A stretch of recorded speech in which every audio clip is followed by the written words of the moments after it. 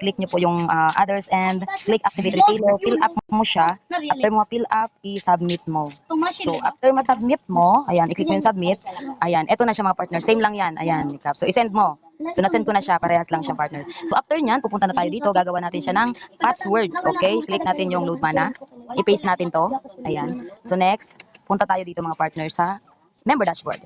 Okay, hindi tayo magla-login. Click lang natin yung reset password. And then, i-paste natin dito yung number ni retailer. And then, send. Ayan. After nyan, may 6-digit na mag-text kay retailer. So, anong OTP, ma'am? May OTP, coach? So, ito yung OTP na nag-text. Click verify bago matapos itong oras. Then, ito na siya mga partners. Gagawa tayo ng password niya. So, ang ginawa kong password ay rufamay_2025. So, click ko lang yung change password. So, after nyan mga partners, ito na yung lalabas sa kanya. Fill up lang natin. So, yan mga partners na fill upan ko na, then i-submit ko na siya. Yan. So, okay na siya. Nagawan ko na siya ng account. Pwede nyo nang i-login.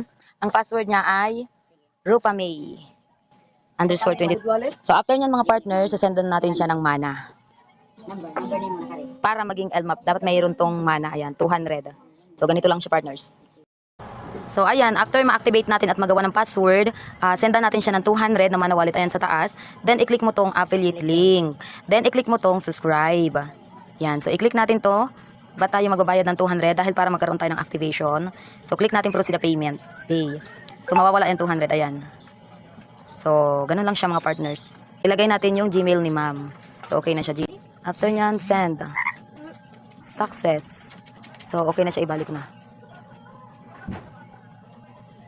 Ayan, wala na siya dyan. Yun, 0-0 na. So, okay na siya. Kasi maganda kapag na-LMAP na. Ganun lang mag-activate ng retailer at mag-send ng 200 mana wallet. Thank you.